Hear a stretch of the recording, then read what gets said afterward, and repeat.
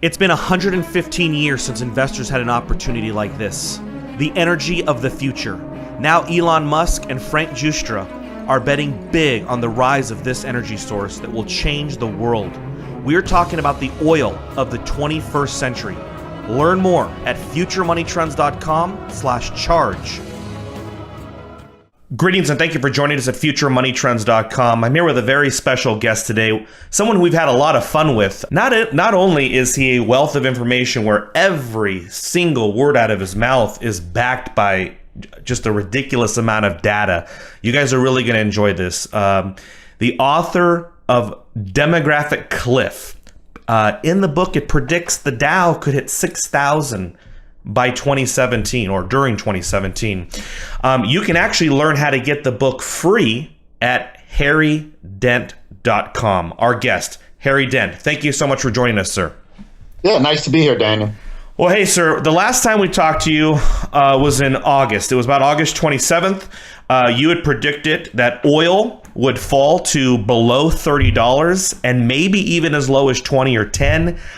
In January, we saw that happen.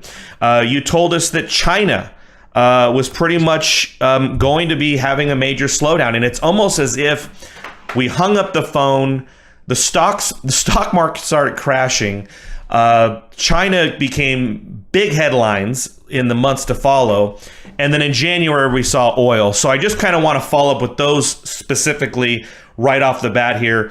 Let's start with oil. Oil's now had a little run here to 40. What are your thoughts on oil for 2016? I don't think it's, we thought it would rally. I mean, it got oversold just like gold did. But I don't think the rally is going to last much longer. What oil has been fighting thus far, it's not just a slowing global economy. It's been more excess supply, and that has come largely from the frackers in the United States, which are a bubble industry. Fracking is hailed as some great innovation, and it's a crock, because without super low junk bond prices via the Fed, without the stimulus that reignited the global economy and brought oil back up to 115 after it crashed to 32, we would have never had a fracking industry. They can't make it. They are high-cost producers. They cannot compete with Saudi Arabia and other low-cost sources of oil. And Saudi Arabia is continuing to pump oil because they want to kill the frackers. So the frackers are done. They're dead. We've been saying this for the last 2 years.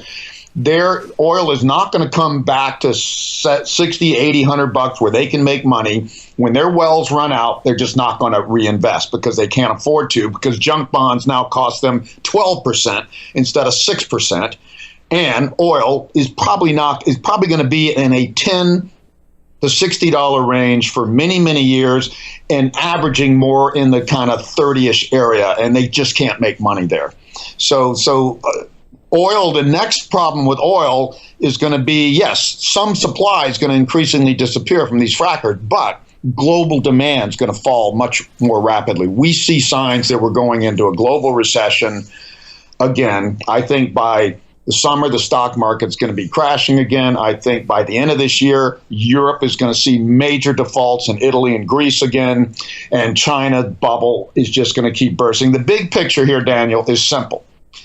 Central banks and zero interest rate policies and the greatest debt bubble around the world in history has created a bubble in everything. The greatest bubble, the most global, most pervasive, all assets, real estate, commodities, gold, stocks around the world. And this bubble is unraveling, and central banks just keep pumping money in to try to keep what I call the orgasm going.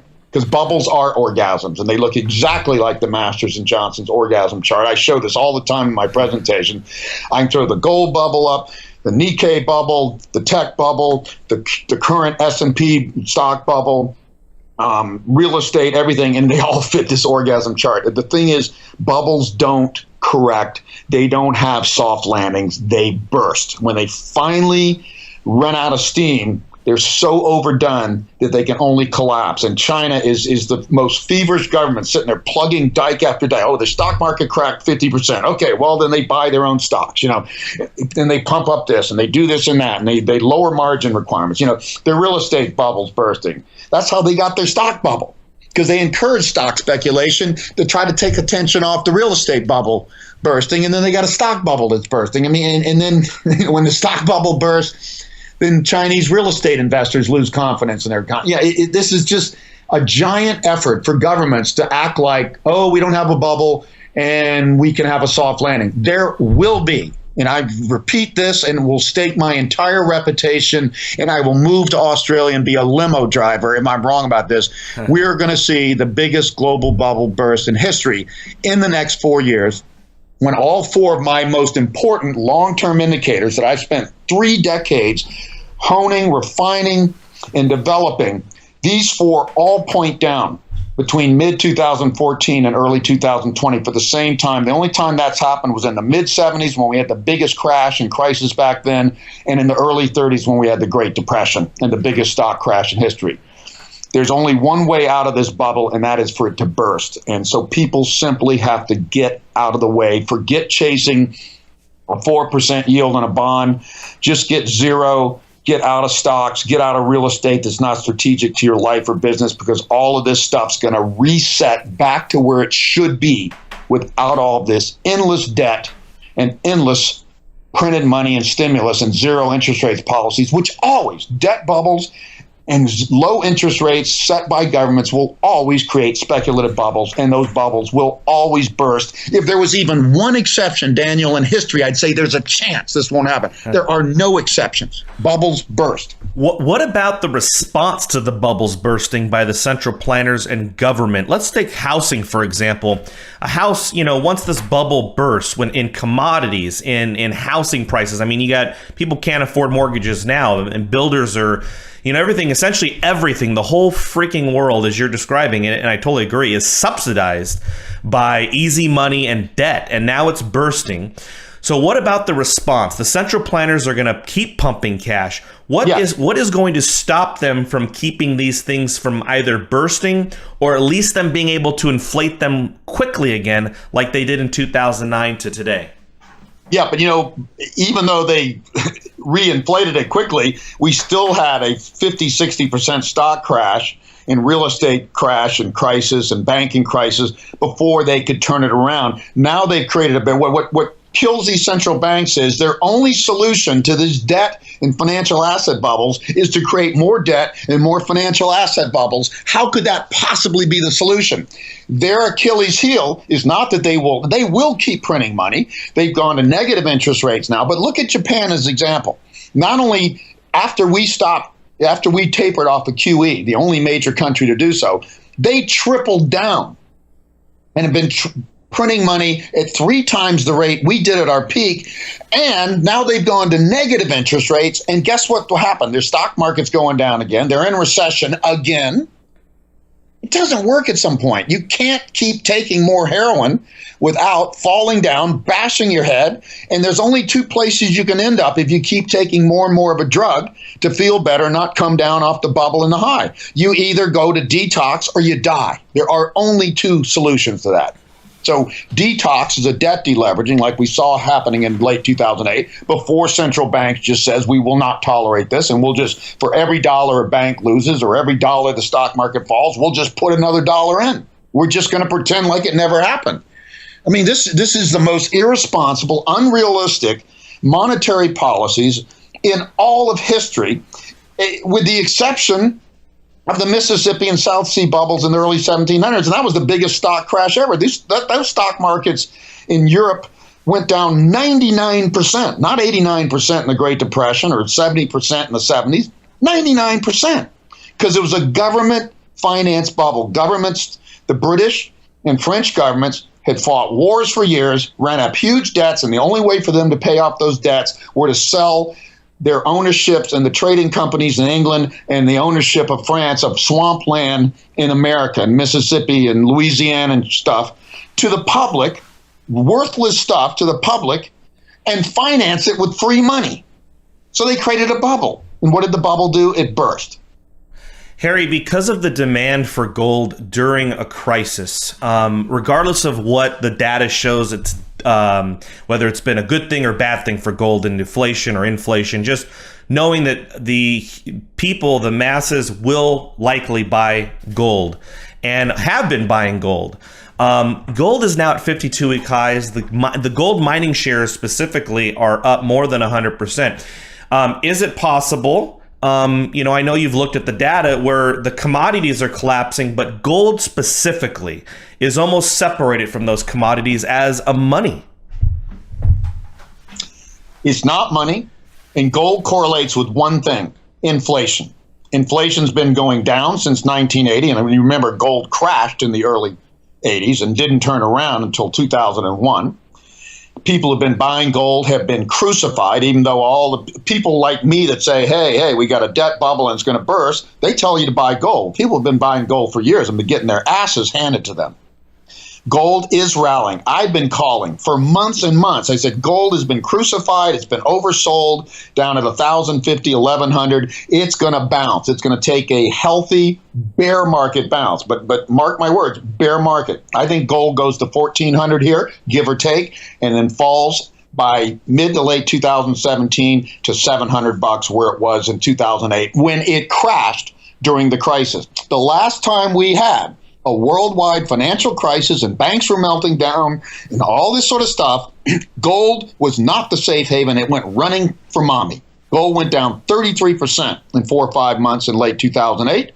Silver went down 50%. The U.S. dollar that all these gold bugs say is going to fall to zero went up 27%. That's the safe haven. U.S. dollar's done nothing but go up most of the time since the crisis started and the recession started in early 2008. It went up in the crisis, and it continued to go up sooner or later, even when all the money printing happening, and now the money printing's failing. I think the dollar is the best place to be until it resets and gets in parity with other currencies. The people don't realize the dollar went down 58% in the boom.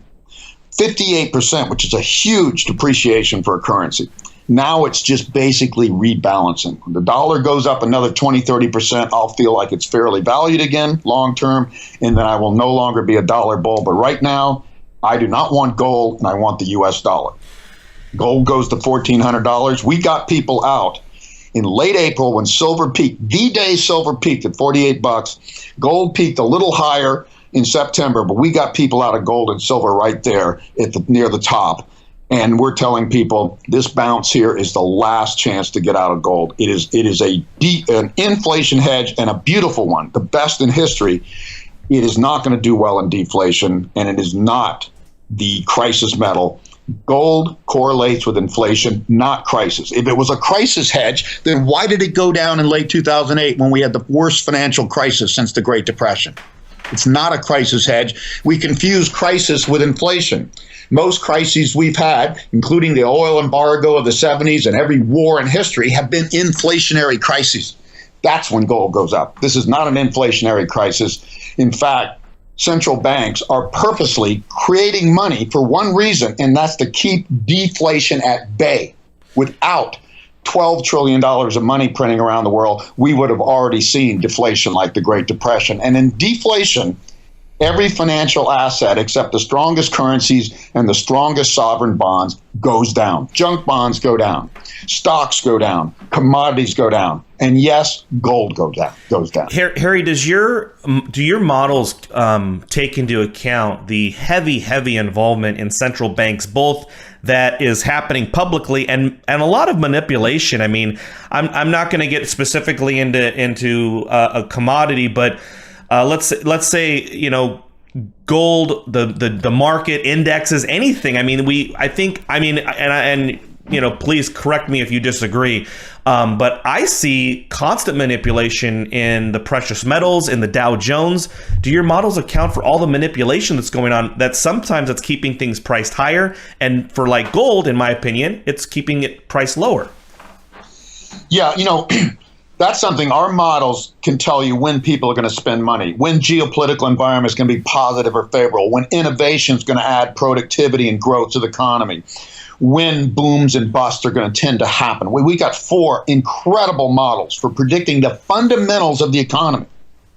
Our models can't predict the insanity of central banks. All we can do is subjectively understand that we know where the economy would have been and should have been without all this manipulation. And you're right, they have manipulated everything.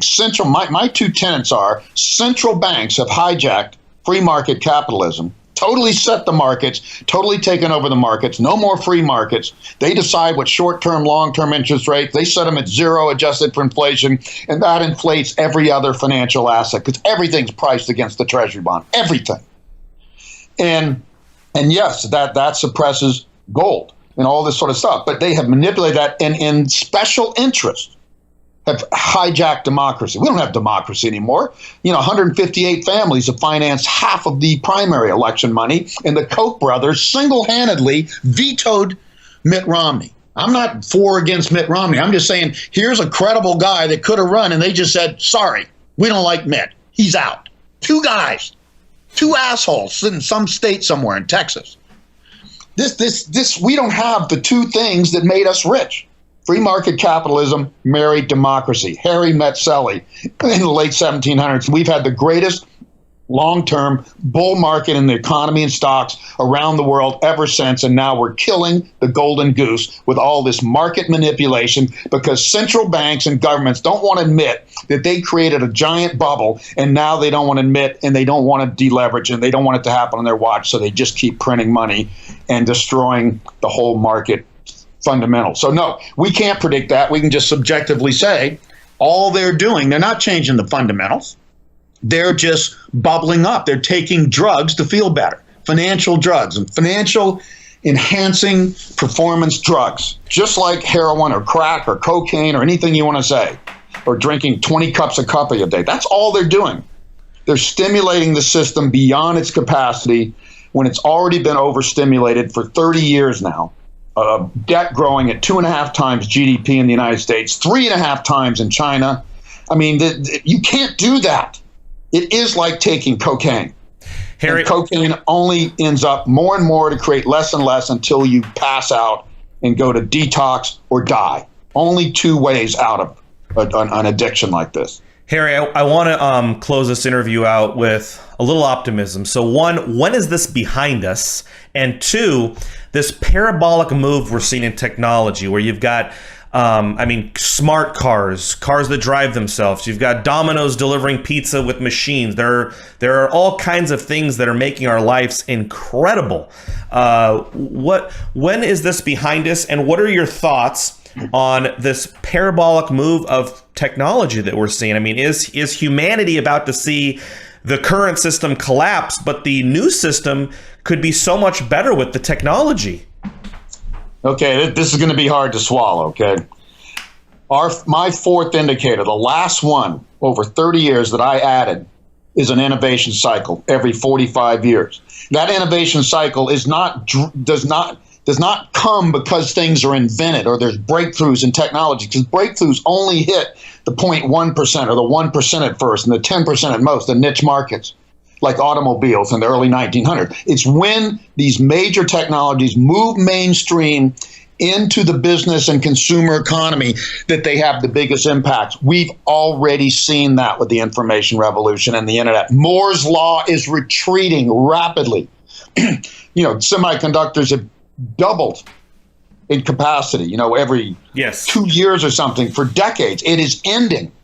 The internet, I don't care about Facebook. I'm not on Facebook. It's just fun.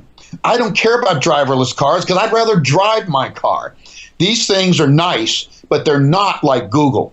They're not like email. They're not like texting. Those things changed my business. I used to have 3 full-time research assistants to do my research. You know how many I have now? I use half of one, and my partner uses the other half. Half because of Google and email.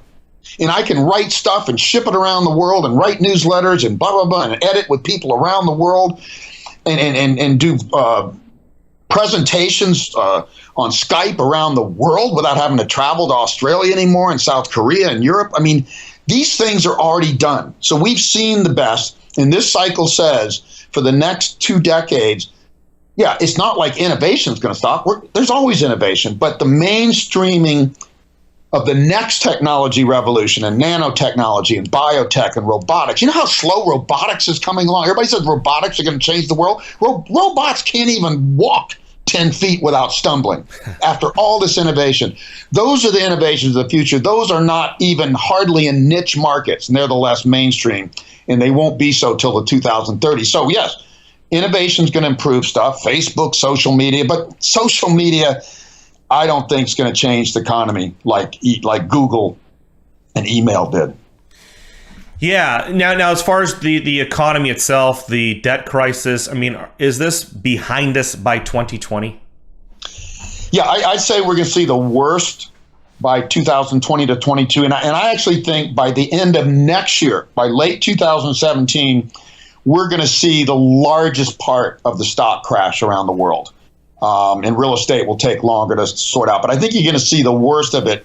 It's kind of like, you got to remember, once a generation, when a generation stops spending simply because they age past their family cycle and start to save for retirement and downsize and do all the stuff that older people naturally do, you don't just see one recession. We saw several recessions between the late 60s and the early 80s. We saw several in the 30s and early 40s, and we saw a number of stock crashes, but almost all the damage was done between 30 and 32.